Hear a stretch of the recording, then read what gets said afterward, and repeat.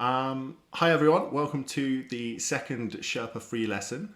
We did the first one last week with another Hannah, and that one was on the periodic table. This week, changing up slightly, so this is going to be on GCSE English Language, and we're going to be running through some exam questions with another Hannah. So Hannah is going to run through some exam questions, just detail, how to get some marks, how you'd answer it, everything like that. So make sure that you check out Hannah's profile on Sherpa. She's an excellent tutor. She's just joined with us, so if you want to be one of her first students, make sure you check out her profile. Send her a message, arrange a free introduction. I'm sure you'll be very impressed after this, and you'll definitely want to do that. And if you want any other help finding a different tutor, maybe in maths, maybe in science, whatever it may be, make sure to speak to one of our tutor experts on 01628 337 590. So I'm going to pretty much hand over to Hannah straight away now, but we will be doing a little Q&A at the end, just with a couple of questions from the audience, maybe myself, who knows, if I've got any. So if you have got any questions, feel free to pop them in the comments down below. So yeah, Hannah, over to you. Lovely, thank you very much. Could I just double check that I've got the PowerPoint that I just... Yeah, so it is, if I do this and then do that, there you go, all sorted. Lovely. Thank you very much. Yes, thank you. So as James said, I'm Hannah. I'm a fully qualified teacher. I've been for 7 years. That whole 7 years I have been teaching AQA, language and literature. So I know it very, very well. I promise you're in very good hands. I have done, not only taught it a lot, but of course there's lots of marking of questions, and I've done lots of training on it as well. So yeah, I've got some good advice over the 7 years. So I'm going to focus mostly on language paper 2 questions, because in my experience, I think every single year when I ask which is the question you're most scared of, students will pretty much agree that question 4 is the one that scares most. So I'm going to focus on that, although I am going to touch on some general kind of reading strategies or approach understanding of those extracts in language paper 2. So this is the AQA qualification. So there we go. So these are just some general reading strategies for language paper. There's one of the biggest things that I think comes out quite a lot with students who tackle language paper 2 is that the extracts can be very, very challenging. So you remember, hopefully you do. Language paper 2 has 2 extracts. You have one that's more modern, depends. It basically means 20th century or 20th century. And the second one is generally a 19th century text. They will be joined together. They'll both have certain links because they'll be about the same kind of topic. So for example, the one that we are looking at today, they're both talking about weather conditions. But the way that they are written will be very, very different. So that's what we're going to look at. For language paper 2, as paper 1, always read the questions first. The reason being is because that's what you're looking for then. If you just jump straight into the extracts and then you start looking at the questions, you've got an opportunity to really get to know exactly what you're looking for and use time as your planning time as well. And thinking about that, when you're questions, you'll notice that several questions only ask you to look at a certain point in the extract. What I always tell my students is to look at which questions specify a certain part of the extract and to have 4 different colour highlighters with them. Draw a box, kind of colour code each question and draw a box around the bit that you're looking at. What that will do is just keep you really focused. Because, for example, if you're writing about part of question 3, you're looking in the wrong place, you're not going to get any marks at all. And that's rubbish. We don't want that. Only highlight the quotation, that you're actually going to use. They should be analysable. If you can't analyse them, and if they're too long, they're not going to be very helpful to you. So think really carefully, only highlight the bits that you will need. That might sound odd to you, but I have seen some crazy highlighting where people have highlighted entire graphs And that's just going to confuse you. Exams are horrible. We want to keep you as focused as as much of a help to yourself as possible. I also really enforce the fact that you should spend the full 15 minutes reading both extracts. If you don't, if people think that, oh, if I quickly read quickly get onto the questions and answer the questions, actually what that means is that because you rush through it, you're answering questions with the wrong information. Extreme, but it's very, very true that one word can change the meaning of a sentence. Sometimes it's a paragraph. So it's much better to spend the full 15 minutes reading very, very carefully through both, just to make sure you understand them as well as possible. Even if you first time and you know exactly what you're doing, it's always worth just double checking. So we're going to go on to the question 4 focus. So what I've got here is the question, because that is what I'd read first. So in this question, for this question, you need to refer to the whole of source A together with the whole of source B. So you're not going to be drawing a box with your highlight at the beginning, because it's the whole of the extract. What you will be doing is using your colour, your question 4 colour highlighter to find your evidence a bit later. So you're looking at both sources. You're going to compare how the writers convey their different perspectives on the extreme weather conditions. I've underlined some words there. AQA sometimes use different phrasing, but it will always be asking for the same thing, however it's worded. So the word convey means how do they show, and by that it means what kind of methods are they using, what kind of language devices, similes, metaphors, imagery are they using to present their different perspectives. Now the word perspectives can throw people off sometimes. Sometimes it will say viewpoint. The best way to look at it, in my opinion, is seeing it as feelings. But we'll get onto that in a bit more specifically later. So how do they show their different feelings on the extreme weather conditions? I've underlined extreme weather conditions because that's my focus. Anything that is not about the weather is going to be useless to me. It's about the weather. So the bit underneath, it says, in your answer you could.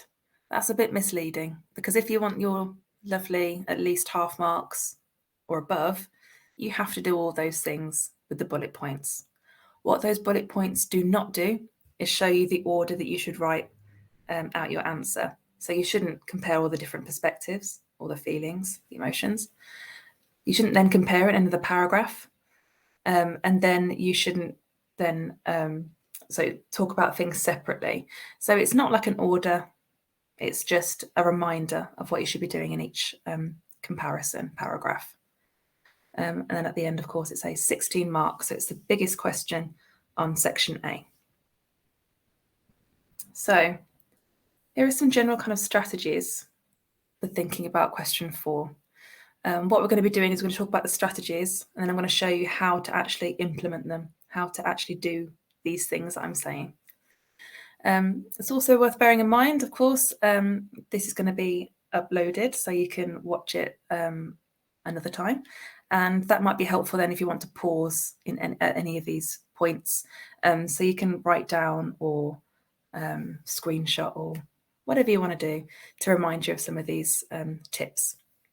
Lots of these tips, by the way, come directly from AQA training. So it's AQA, the exam board themselves, have given these the thumbs up. So question 4 will always ask you to look at the whole of both sources. It will ask you about the writer's viewpoints, perspectives, or ideas. Those are the words that they will use, but it's a good idea to instead think of it as how they feel about a topic. So when I read the word perspectives or ideas or viewpoints, ignore it and instead plonk in the word emotion or feel. As you read through each extract, identify how a writer feels about the topic at the start, at the end, and then somewhere in the middle. And what that means is, on your extract, I should be able to see, as you've been reading, 3 words, and those 3 words should be emotion words. And what that does, it just gives you a wider range of different points to talk about. I'll show you how to do that after we've talked about this. You need to make sure you are identifying how the writer feels, not anyone else from the extract. That might sound obvious, but it does trip people up quite a lot. In the extract that we're going to be looking at, the writer talks about the experiences of someone else. And so they aren't the feelings, the feelings that he is describing aren't the feelings of himself. They are someone else. And because of that, you wouldn't get your marks that you want because you're not talking about the writer's perspective. You should highlight one short analysable quotation for each of those emotion words that you've chosen. And again, I'll model that shortly. So by the end of your reading time, that 15 minutes, and you've thought about what emotion words make the most sense to you for these different extracts, you should have in total 3 points ready to go for each extract. So that's 6 emotion words listed and 6 quotations highlighted for your evidence. And by that point, what you've basically got is a plan. You've got your plan for question 4, which is, like I said, the big question in section A. You're going to try and make those comparisons direct. So, for example, if one writer is feeling excited, is the other one bored? So they are very direct. They are very, very clear comparisons. So, source A, some of you might have seen this paper. I'm sure lots of schools will be using them as practice as well, so you'll be a little bit ahead. It's one that AQA have produced themselves, so we know that it's very much like one that you might get for your actual exams. So, source A, this is what would appear in the little box above the extract. So, British climber Matt Dickinson, together with his team, is attempting to scale Mount Everest. At base camp, 1,000 feet below them, his colleague, Audrey Salkeld, is the first to see the approaching storm. So they're on Everest, and they see this huge storm coming towards them. So Everest, the tallest mountain on Earth. It's not very easy to get up, I'm sure you can imagine. And they see this huge storm coming towards them.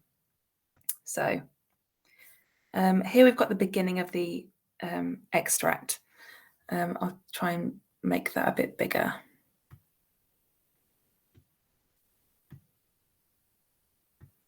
There we go. Hopefully you can see. So if I just read that out for you, and that gives you a little bit of time to look at for yourself as well. So at 5,360 meters, base camp is a cheerless place at the best of times. But once the sun has dipped beneath the surrounding ridges, it is like living in a freezer. Shivering with the cold, Salkeld left the mess tent and walked across the ice of the Khumbu Glacier towards her tent to find some extra clothing.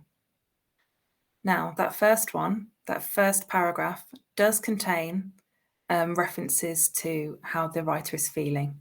However, the quotations aren't that brilliant. So there's nothing there that we can really use that's going to be super helpful for us to analyse about the extreme weather conditions and how the writer feels about them. The next 2 paragraphs, if you listen closely and think really carefully, they aren't about the writer's feelings at all. So glancing into the sky to the south, she became one of the first people, and probably the very first, to see what was sweeping up from the lower valleys of the Himalayas towards Everest. It was a sight which fixed her to the spot. All thoughts of seeking out a few more layers of clothing momentarily forgotten. So you'll see that that's all about Audrey. That's not about the writer. So that's not going to be helpful to us. As you're reading your extracts, you do have to think really carefully about exactly what you're looking for, because lots of students fall into the trap of talking about something in these paragraphs 2 and 3, and actually they're not appropriate because it's not about the writer. Paragraph 4, however, is. So if you have a look at that one instead of paragraph 3. At speeds touching 80 to 100 kilometers an hour, the storm whipped into the camp just minutes later, plunging the temperature down by 10 to 15 degrees in as many seconds, ripping into the tents in a blinding fury of driving snow. The storm swept up the southern flanks of Everest, engulfing the ice-clad slopes effortlessly in a swirling mantle of hurricane-force winds. Within minutes, it had the northern side in its grip, and then it rose to take the summit.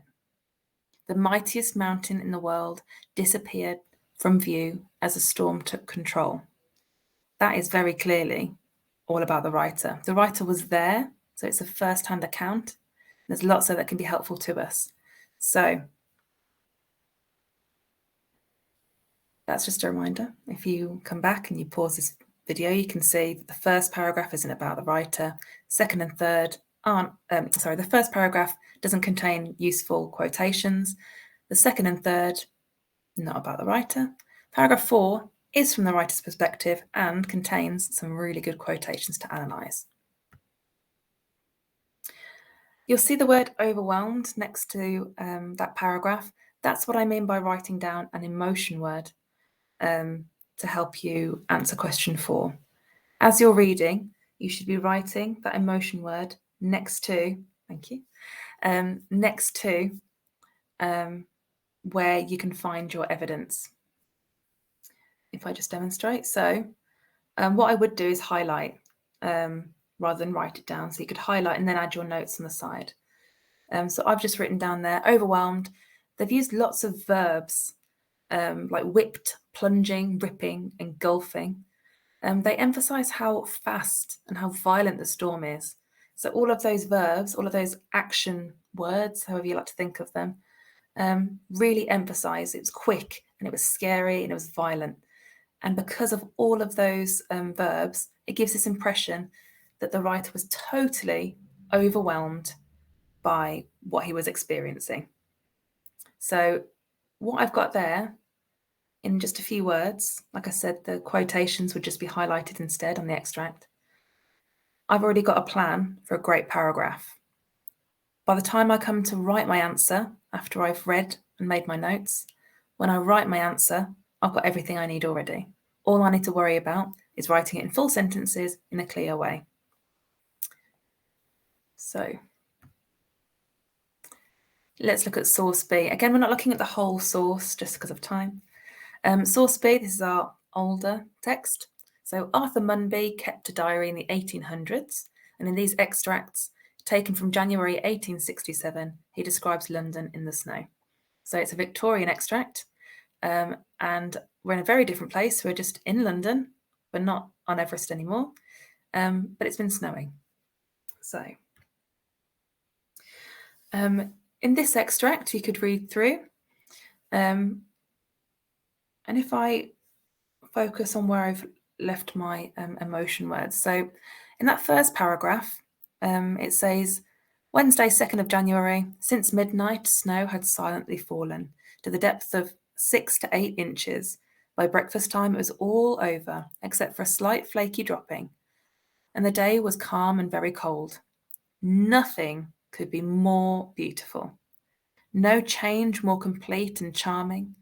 The trees around the fountain near Garden Court were loaded with snow, an exquisite tracery of white branches relieved against the dark red house fronts. When he says exquisite tracery, it's a bit like if you imagine very, very bright branches against a dark background, it just emphasizes how beautiful and how white it is, because the houses are very dark behind it, so dark red. To me, when I read that, I just got the feeling that he was just so happy, so pleased to see how beautiful it was. And in that third paragraph, I wrote the word grateful. The reason I wrote the word grateful, if you just read that beginning bit of that paragraph, he says, here in the heart of London and at midday, there was an absolute cleanliness and brightliness, absolute silence. Instead of the roar and rush of wheels, the selfish hurry, the dirt and the cloudy fog, we had the loveliness and utter purity of new fallen snow. So he's comparing regular London to London now that it's covered in snow. And you can't hear those rushing wheels. You can't hear people being all selfish and grumbling to themselves, rushing from one place to another. Now it's all just completely quiet and beautiful. And he just sounds really grateful to have a bit of a break from all that chaos. So I chose the word grateful. What you'll notice is that I've been really careful with my words. I haven't used words like he's feeling positive or negative. They are far too vague. You need to be as specific as possible with your vocabulary. At the end, I have a resource that'll be really helpful for you to look at. It's called an emotion word wheel, and it's really, really helpful for being as specific as possible with your vocabulary. But as I said, I'll share that at the end. So, as I put there, delighted, I've identified the technique. He's used imagery, so the exquisite tracery of white branches relieved against the dark red house fronts. That's a beautiful image. It's a clear image. I've also zoomed in on the word exquisite. So exquisite to me suggests how great his reaction is to the snow. By great, I mean it's like a big reaction. We also have a contrast of colours. We've got the white against the dark red. So it just emphasises how beautiful and bright and shiny the snow is. It compares the natural to the man-made. So the natural is the snow on the trees with the man-made houses in the back. And it just seems like he thinks it's a bit of a treat. So it's nice to look at, something different. At the bottom where I said he's grateful, I said that he's used juxtaposition. Juxtaposition is just a fancy word really for contrasts. So he's used contrasts to emphasize how grateful he is. So if you look at where he's talked about the dirt and then compare it to the utter purity, utter means complete, purity meaning pure. So it's completely pure. It's like he's relieved to have a change from London, the London that he knows. It seems like a break, and I've zoomed in on the word utter again because it emphasizes what a novelty it is. A novelty meaning something a bit new, a bit different. So what I've just demonstrated, when you're reading through your extracts, try and write down those emotion words. That is much more of a guarantee of some high marks if you talk about your emotion words, rather than just saying he thinks it's nice, he likes the look of the snow. Those are what we call ideas. If you want to progress from half marks to above, you need to be using those kind of emotion words because those are perspectives, and that's the kind of the higher level thinking. So as I've said at the bottom there, we're not going to read the whole of it because of time, but it's important to bear in mind that towards the end of this extract, his point of view does change quite a lot. He talks about how he wakes up the next morning in the next part of his diary and he says, my beard had frozen. He talks about there's a thick brown fog everywhere. The ice has all gone mushy and, you know, it goes all brown. And he talks about how he saw a homeless girl who was cold as a frog, which is obviously quite upsetting, that image, because obviously she doesn't have the proper clothes, she doesn't have a home to keep warm. So he goes from this, how beautiful, how wonderful it is, to actually, this is a bit rubbish. That's important because we're going to look at some examples very shortly. So these are just some things to bear in mind when we go through the model answers. So you are comparing what the writer has done to express how they feel. So those are methods and emotion words. Your points should make it very clear how they feel. And then you need to analyse if you want those high marks for this question. You need to choose those quotations that you can say, this is imagery, this is a simile, look at these adjectives. Because if you're not doing that, then you're just kind of listing differences. And that's what you do in question 2. And we don't want that. Again, if you open up this video at a later point, you can pause this and have a proper read of all of these things. They're all things, apart from the last few that I'm just going to mention now, that we have touched on already. So, for example, analysing techniques, using short quotations, and identifying techniques using terminology, for example, simile, adjective, metaphor, all those specialist English words that we use. Yes, you have to talk about both sources, and you have to integrate your comparison throughout. What that means is you don't just talk about source A and then say everything you know about source B. If you can, you're going to compare them as you go along. And I'll show you how to do that next. It's also a good idea to use modal verbs. Modal verbs are words like might, may, could. So you will say, this could suggest, this might suggest that the writer is feeling this. The reason that's good is because it shows your interpretation and you're thinking thoughtfully about your ideas. That's also just a reminder at the bottom as well that techniques, it's not just techniques you're looking for, you can also talk about tone, narrative voice, so first person, second person, third person, and the use of tenses. So is it present, past, future? If it's appropriate, you can also recycle your points from question 3. They are very, very similar skills that are being assessed, just a question for you're comparing. Question 3 is all about analysis. That's what you're doing here as well. So I'm going to skip past this one because it's only worth 3 marks, and I hope everyone is aiming higher than 3 marks out of 16. This one is worth 11 marks. So we're going to have a look at this one and see why they got 11 marks. So these are real students, which is always, I think, a bit more helpful because it shows a realistic kind of standard of what you can aim for. So it's also the writer the writer views the situation with fear. They've used that emotion word, fear. Dickinson has many feelings of fear towards a storm, and we see this especially when he writes the apocalyptic vision crept silently and swiftly towards them. This shows a feeling of threat, that's another emotion word, and that they feel very insignificant amongst such treacherous weather. The word apocalyptic is used to suggest the end of the world. So this is all right. This is a good start. They've had a clear understanding of writers' ideas and perspectives because they've used those emotion words. The textual detail is relevant. It's not the best choice because it's drawing on the experiences of other people in the extract. And there's a clear explanation of the writer's methods because they've zoomed in on that word apocalyptic. So it's a pretty good response. In their next paragraph, they say, on the other hand, already that shows it's going to be a clear comparison because that's the comparison connective.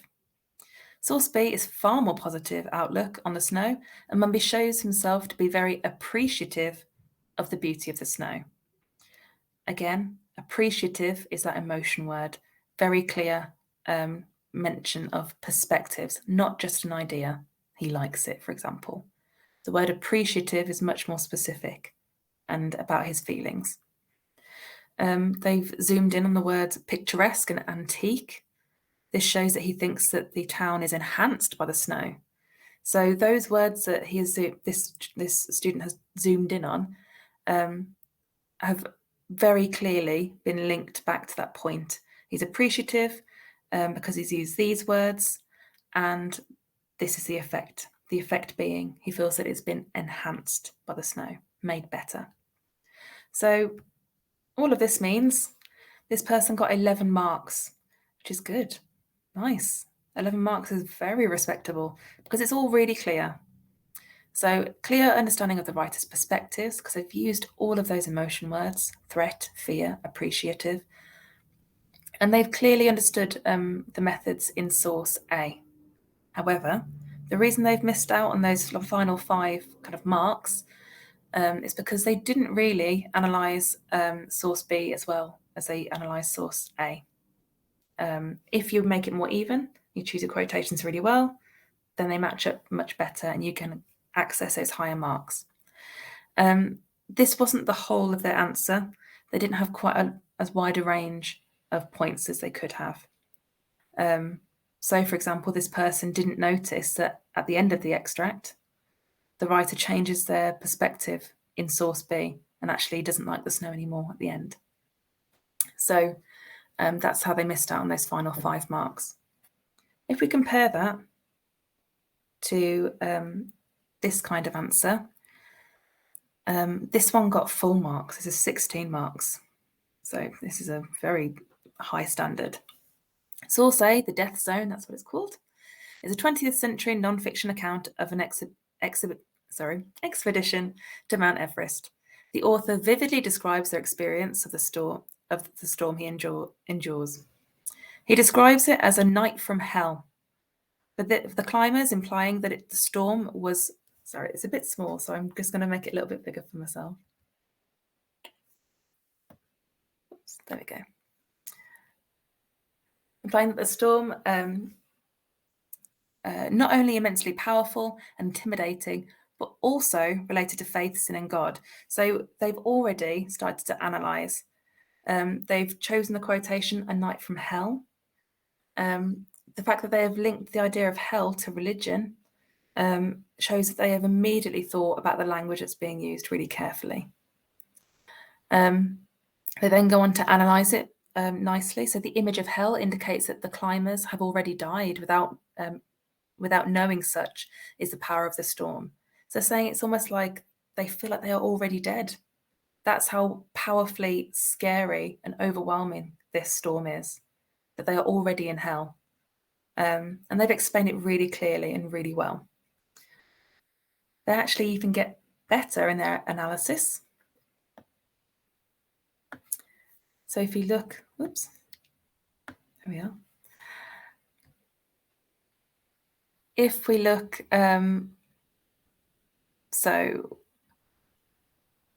Mumby has a much more sedentary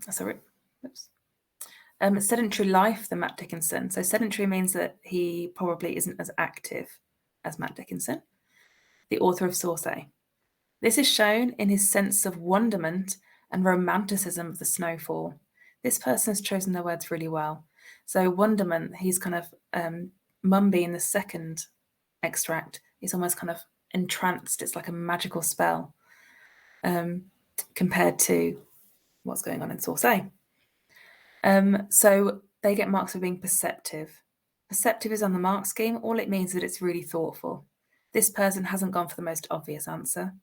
They've thought really carefully and really specifically about which words they're going to use to describe how the writer is feeling and what they're experiencing. We also have some perceptive comparison. If we look at the final, let me have a look. If we have a look where this is, this arrow. So perceptive comparison of writers' ideas and perspectives. That's where it writes, where it says, despite these apparent issues and annoyances, Mumby, so the second extract, encounters, they remain mere temporary inconveniences in the face of such mortal challenges. In the face of such mortal challenges Dickinson and the climbers face daily. So that's a real clear, perceptive, thoughtful comparison. They've said that in Mumby's case, it's an inconvenience. It's not very helpful to have snow all over London, but it's going to melt and you're going to be fine. The climbers are in mortal danger, as this person has said. Mortal danger means they might die. They're on the top of a mountain or halfway up a mountain. So they've got marks for being perceptive. This whole chunk of text here is a perceptive comparison. So again, they choose their quotations really well. A constant bullying force is how the wind is described. Whereas Mumby, by contrast, had his beard frozen, is what they mean. Fatalities are the result of the Everest tempest, but on the other hand, even those with little to no shelter suffer relatively little.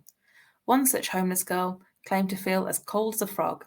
This person, Arthur Mumby, portrays as a victim. So he's saying that although it's horrible that this homeless girl is very, very cold and doesn't have the right amount of shelter and clothing to make her safe, it's still not as extreme as what's going on Everest. This person's thought really carefully about their response, and because of that, they got marks for being perceptive in their comparisons of the perspectives, the feelings of the writers, not just their ideas. They had a really detailed understanding of both sources, including that change in perspective, and they have really analysed the quotations well. They've taken the skills that they have practiced in question 3, zooming in, picking apart annotation, quotation, and they have done that in question 4 only with some comparison as well. So this person got full marks because there's nothing else that they can do to improve. So structuring your response, again, I'd recommend watching this video again and pausing it to read through this. So I always tell my students to write VLVs for this question. VLV stands for Viewpoint, Evidence, Analysis, Link, Viewpoint, Evidence, Analysis. They're basically like PEAs or PEEs, whatever you want to call them, where you make your point really clear, use your emotion word in this question. Evidence should be short, analysable, as we looked at in the models. Then your analysis, you're zooming in, you're using terminology, the simile, the effect of the simile is this. The link is actually where you start your next paragraph. So your link will use a comparison connective, like on the other hand, however, and that will bring that paragraph in direct comparison with the next one, which should be about the next source. So paragraph 1, source A, paragraph 2, source B. As I said, it'd be very helpful if you could watch this video again and pause it so you can read through those notes. But they are all things that we have just seen in those models of the 11 mark and the 16 mark. So just the final thing, I do apologise, I know I've run over. I told you it was a big question. Just a reminder of how to revise for this question, because one of the big complaints about English is you can't revise for English. Of course you can. You can revise a list of terminology, different techniques. You can also read. Reading is such a helpful way of revising for so many different questions for English. If you go on websites like The Guardian, they have a whole section called Opinion. If you click on there, you find some headline that intrigues you. They are all opinion pieces, just like some of the ones that you'll be getting in your exams. They're also like the ones that you should be writing for question 5 on paper 2 as well. The more you read, the more you can practice identifying different emotions. How do they feel about the topic at the beginning? At the end, does it change? Are they feeling something different? Were they angry at the beginning, but at the end they're frustrated? In the middle, are they feeling pessimistic? So, feeling negatively towards something. You can practice identifying those different emotions. What I've got here is an emotion word wheel. If you click onto Google and type in emotion word wheel, loads of these things come up. They're incredibly helpful, not just for expressing your own emotions and using in your own work, but also to help you in question 4 with choosing your words very, very carefully and specifically when you're talking about how the writer feels. And number 3, the best way to practice for any English question really is actually practicing, writing them out. Question 4 will always look very similar. The wording will be very, very similar. If you find an opinion piece, find one about a similar topic written by someone different, and you can write your own question 4s and start practicing comparing as directly as possible, practicing that analysis, zooming in, and all that kind of stuff. So I know I've talked for a long time. I hope that was helpful. I know question 4 really does scare a lot of people, but I really don't think it should. It is just like question 3, where you're writing these analysis paragraphs, and in question 4, you're doing a bit of comparison as well. But yeah, I hope it was helpful. Is that all okay? Yeah, let me jump back in. Here we go. Open myself up. Okay, so I'm annoyed you've shown this, Will, actually, because we have a running joke in the office, which is me basically coming up with random words for a normal word, and you've given away my tactic of how I do it. Oh, sorry. Well, so I'm gonna have to come up with something else now. yeah. I can't use the wheel anymore. No, that was excellent. Hopefully everyone can hear. We actually do have a question Lovely. from the audience, so let me just bringing up. So it's just any tips for making sure that we don't spend too much time while writing an answer? I think the more you make most of your reading time, the more you can save time with the actual writing. So if you spend the full 15 minutes reading those extracts, as you're reading, because you've already read the questions, you should be making notes and annotations as you've been reading. So by the time it actually comes to the writing of your answer, you can look at the clock and think, right, I've got 15 minutes. I've already got all my notes written down because I can see that at the beginning of source A, the writer is feeling shocked. I know that they're feeling shocked because of this quotation that I highlighted. I've also made a note that they use lots of verbs. So you've actually got all your, it's like a little mini plan. You just pick that up and you try and put it as formally as possible. I always say to highlight and to find 3 emotions in each extract. That doesn't mean you're going to write about all 6. You might just write about 2 of them from each extract. But if you do that in enough detail, lots of zooming in, lots of analysis, that should be enough for a very nice lot of marks. Okay, brilliant. I've actually got a question. I know I'm a little bit past doing my GCSEs now, but there was always a myth going around when I was at school, which was your handwriting, how legible it is, actually contributes to your mark. Have you got any? Is that true? It just needs to be legible. If we can read it, then you can get marks. If we can't read it, then we can't guess that you deserve a mark, So all it should be is clear.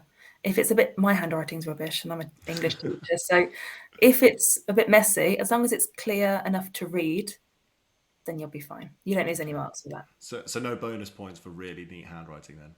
No, sorry. I went for the wrong tactic at school then.